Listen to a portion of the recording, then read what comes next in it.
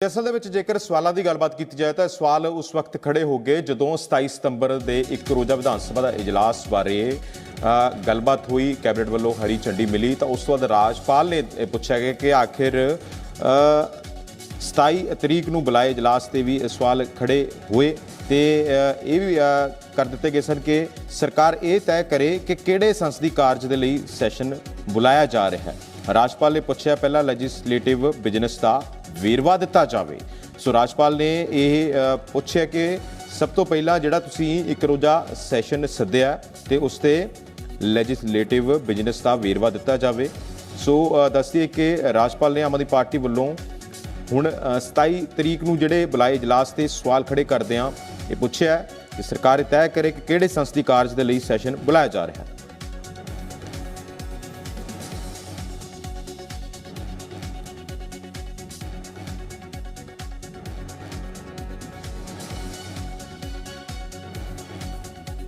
ਸੋ ਇਸ ਦੇ ਨਾਲ ਹੀ ਇਸ ਖਬਰ ਤੇ ਹੋਰ ਵਧੇਰੇ ਜਾਣਕਾਰੀ ਲੈ ਲੈਂਦੇ ਹਾਂ। ਸਾਡੇ ਨਾਲ ਸਾਡੇ ਸਹਿਯੋਗੀ ਅੰਕੁਸ਼ ਕੋਹਲੀ ਇਸੇ ਖਬਰ ਤੇ ਹੋਰ ਵਧੇਰੇ ਜਾਣਕਾਰੀ ਦੀ ਸਾਂਝ ਪਾਉਣਗੇ। ਅੰਕੁਸ਼, ਕੀ ਜਾਣਕਾਰੀ ਹੈ? ਇੱਕ ਰੋਜ਼ਾ ਵਿਧਾਨ ਸਭਾ ਦਾ ਇਜਲਾਸ ਤੇ ਹੁਣ ਕਿਤੇ ਨਾ ਕਿਤੇ ਕਾਫੀ ਕੁਝ ਸਵਾਲ ਵੀ ਖੜੇ ਹੋ ਰਹੇ ਨੇ ਤੇ ਮੁੜ ਤੋਂ ਜਿਹੜਾ 27 ਸਤੰਬਰ ਨੂੰ ਹੁਣ ਇੱਕ ਰੋਜ਼ਾ ਵਿਧਾਨ ਸਭਾ ਦਾ ਇਜਲਾਸ ਸੱਦਿਆ ਗਿਆ ਉਸ ਤੇ ਰਾਜਪਾਲ ਨੇ ਕਈ ਤਰ੍ਹਾਂ ਦੇ ਸਵਾਲ ਖੜੇ ਕੀਤੇ ਨੇ ਤੇ ਲੈਜਿਸਲੇਟਿਵ ਬਿਜ਼ਨਸ ਦਾ ਵੇਰਵਾ ਮੰਗਿਆ ਪੰਜਾਬ ਸਰਕਾਰ ਤੋਂ।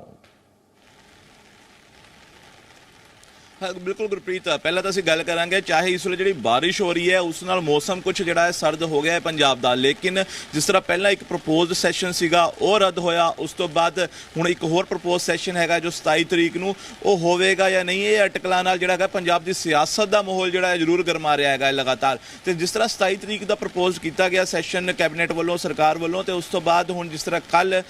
पंजाब के मानयोग गवर्नर बनवारी लाल पुरोहित जो है ने उन्होंने ऑफिस ने मंग लिया है वेरवा कि लैजिसलेटिव बिजनेस की रहेगा कि तुहाडे की एजेंडाज है ने जो तुसीं उत्थे करने है की बिजनेस रहेगा जिहड़ा 27 तरीक नूं प्रपोज कर रहे हो सैशन, तो उसनूं लैके जिहड़ा है सरकार का जिहड़ा है रुख सामने आया। जिस तरह भगवंत मान जो सीएम है उन्होंने ट्वीट किया और उस लिखा कि जदों भी सैशन सद्या जाता है चाहे विधान सभा हो चाहे पार्लीमेंट हो तो प्रेजिडेंट होंदे ने गवर्नर होंदे ने इन्हां दी जिहड़ी कंसेंट हुंदा एक फॉर्मैलिटी हुंदी है। ये क्या है भगवंत मान ने अपने ट्वीट च ते कहा कि पिछले 75 वरियां तो कदे भी जिहड़ा है किसी ने लैजिसलेटिव बिजनेस जिहड़ा है उसका वेरवा कदे नहीं मंगया और इत्थे तक लिखा है कि नैक्सट गवर्नमेंट उत्थे मे भी वो फर्दर लिखना चाहते थे कि अगे तो गवर्नमेंट जिहड़ी स्पीचिस होणगियां ओहदी भी परमिशन जिहड़ा है माननीय राज्यपाल तो लवेगी ते वो तमाम चीज़ा उन्होंने लिखिया और एंड च लिखा कि ये तो हद ही हो गई है, ये उन्होंने अपने ट्वीट च लिखा। तो इसनूं लैके गल कर लीए पहला तो ही जिहड़े विरोधी पार्टियां हैगियां ने विरोधी धिर है चाहे वह भाजपा की गल कर लीए चाहे कांग्रेस की गल कर लीए चाहे अकाली दल की गल कर लीए, लगातार उन्होंने लीडर्स जिहड़ा है पहले ही सरकार नूं घेर रहे थे। प्रताप बाजवा का भी यही कहना सी, अश्विनी शर्मा का भी यही कहना सीगा कि जिहड़ा इन सैशन नूं सद रहे है गल कर रहे हैं कि पराली ते सदना है बिजली के मुद्दे ते सदना है कहते वो जिवें एक गिफ्ट हुंदा उपरों रैप जो ਹੁੰਦਾ ਹੈਗਾ ਨਾ ਕਿ ਬਾਹਰਲਾ ਕਵਰ ਉਹ ਹੈਗਾ ਅੰਦਰ ਇਹਨਾਂ ਦਾ ਜੋ ਪਿਛਲਾ ਏਜੰਡਾ ਰਹਿ ਗਿਆ ਹੈਗਾ ਉਹੀ ਜਿਹੜਾ ਏਜੰਡਾ ਇਹਨਾਂ ਨੇ ਪੂਰਾ ਕਰਨਾ ਹੈਗਾ ਇਸ ਸੈਸ਼ਨ 'ਚ। ਇਹ ਇਹਨਾਂ ਨੇ ਪਹਿਲਾਂ ਹੀ ਕਹਿ ਦਿੱਤਾ ਸੀਗਾ ਵਿਰੋਧੀ ਧਿਰਾਂ ਨੇ ਤੇ ਉਸ ਨੂੰ ਲੈ ਕੇ ਹੁਣ ਬਾਅਦ ਵਿੱਚ ਜਿਸ ਤਰ੍ਹਾਂ ਮਾਨਯੋਗ ਗਵਰਨਰ ਨੇ ਜਿਹੜਾ ਹੈਗਾ ਲੈਜਿਸਲੇਟਿਵ ਬਿਜ਼ਨਸ ਪੁੱਛ ਲਿਆ ਹੈਗਾ ਕਿ ਕੀ ਰਹੇਗਾ। ਹੁਣ ਵੇਖਣਾ ਇਹ ਹੋਵੇਗਾ ਕਿ ਸਾਰਾ ਵੇਰਵਾ ਪੰਜਾਬ ਸਰਕਾਰ ਦਿੰਦੀ ਹੈ ਗਵਰਨਰ ਹਾਊਸ ਨੂੰ ਔਰ ਅਗਰ ਵੇਰਵਾ ਦਿੱਤਾ ਔਰ ਉਸ 'ਚ ਸਿਰਫ ਬਿਜਲੀ ਦਾ ਔਰ ਪਰਾਲੀ ਦਾ ਹੀ ਮੁੱਦਾ ਹੋਇਆ ਔਰ ਅਗਰ ਵਿਰੋਧੀਆਂ ਦਾ ਕਹਿਣਾ ਸਹੀ ਹੈਗਾ ਕਿ ਇਹਨਾਂ ਨੇ ਆਪਣਾ ਏਜੰਡਾ ਪੂਰਾ ਕਰਨਾ ਸੀ ਜਿਸ ਤਰ੍ਹਾਂ ਫਲੋਰ ਟੈਸਟ ਦੀ ਮਨਸ਼ਾ ਸੀਗੀ ਪਹਿਲਾਂ ਸਰਕਾਰ ਦੀ ਤੇ ਉਹ ਫਿਰ नहीं किया जा सकेगा क्योंकि जो परमिशन मिलेगी जो क्योंकि वेरवा मंग लिया गया है। हुण दोनों पासे सरकार गुरप्रीत इस वे असमंजस की स्थिति च घिरदी हुई नज़र आ रही है। अगर तो सिर्फ पराली और बिजली का मुद्दा दसिया जो मूँह कह रहे हैं कि उसनूं लेके सैशन है तो फिर वही चीज़ करनी पवेगी। अगर वो फ्लोर टेस्ट फिर कंक्लूड करते हैं तो फ्लोर टेस्ट तो पहले ही जिस तरह परमिशन रद्द हो गई सी तो बिल्कुल करनगे ही नहीं। ओबवियस एक सीधी सादी गल ही है वो करनगे ही नहीं फ्लोर टेस्ट की मैंशन उस क्योंकि पहले ही उस चीज़ नूं लैके ही रद्द हुई सी परमिशन की उसकी जरूरत ही है नहीं फ्लोर टेस्ट की। तो बिल्कुल हुण वेखना होगा सरकार गवर्नर हाउस नूं की क्लीयर कर दी है। हालांकि सियासी विरोधी धिरां ने पहले पर अंकुश इतराज की है सत्ताधारी अपनी पार्टी नूं इतराज की है वो चीज़ साझी करन दे लई जेकर उन्हां नूं लगदा है कि असीं इजलास जिहड़े वख-वख मुद्दिआं ते वख-वख मामले ते सद रहे हैं तो उन्हां नूं इह गल शेयर कर देनी चाहिदी है कि किहड़े मसले ने जिन्हां ते इह एक रोज़ा इजलास सद्दिया जा रहा है। की कुछ कह रहे हैं आम आदमी पार्टी के कैबिनेट मंत्री या फिर विधायक तुहाडी किसी नाल गलबात हुई होवे इस बाबत? ਬਿਲਕੁਲ ਹਜੇ ਤਾਂ ਜਿਹੜਾ ਸੀਐਮ ਭਗਵੰਤ ਮਾਨ ਨੇ ਖੁਦ ਹੀ ਟਵੀਟ ਕਰ ਦਿੱਤਾ, ਜਿਸ ਤਰ੍ਹਾਂ ਗੁਰਪ੍ਰੀਤ ਅਸੀਂ ਜਿਹੜਾ ਟਵੀਟ ਦਿਖਾ ਰਹੇ ਹੈਗੇ ਆ, ਤੇ ਬਿਲਕੁਲ ਵਿਰੋਧ ਜਤਾਇਆ ਹੈਗਾ ਜਿਹੜਾ ਇਸ ਉਹਨਾਂ ਤੋਂ ਜਾਣਕਾਰੀ ਮੰਗੀ ਹੈਗੀ ਹੈ ਗਵਰਨਰ ਹਾਊਸ ਨੇ, ਉਸ ਦਾ ਵਿਰੋਧ ਜਤਾਉਂਦੇ ਹੋਏ ਦੱਸ ਰਹੇ ਹੈਗੇ ਨੇ। ਤੇ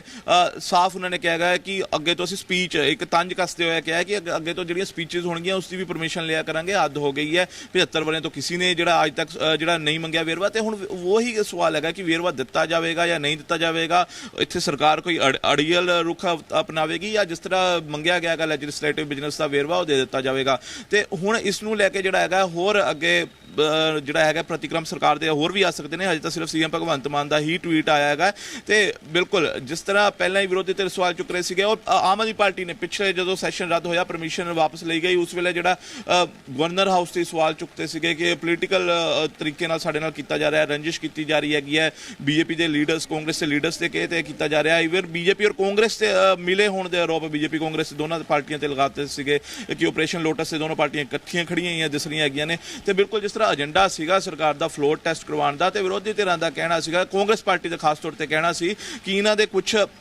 ਵਿਧਾਇਕ ਜਿਹੜੇ ਹੈਗੇ ਆ ਕਿ ਇੰਟੈਲੀਜੈਂਸ ਨੇ ਇਹਨਾਂ ਨੂੰ ਰਿਪੋਰਟ ਦਿੱਤੀ ਸੀ। ਇਹ ਕਾਂਗਰਸ ਪਾਰਟੀ ਦਾ ਕਹਿਣਾ ਸੀ ਕਿ ਇਹਨਾਂ ਦੇ ਕੁਝ ਵਿਧਾਇਕ ਕਾਂਗਰਸ ਪਾਰਟੀ ਦੇ ਉਸ ਟੱਚ 'ਚ ਹੈਗੇ ਆ, ਕੁਝ ਭਾਜਪਾ ਦੇ ਟੱਚ 'ਚ ਹੈਗੇ ਆ। ਪ੍ਰਤਾਪ ਬਾਜਵਾ ਕਹਿ ਰਹੇ ਸੀਗੇ ਇੱਕ ਪ੍ਰੈਸ ਕਾਨਫਰੰਸ 'ਚ, ਇਸ ਕਰਕੇ ਇਹਨਾਂ ਨੂੰ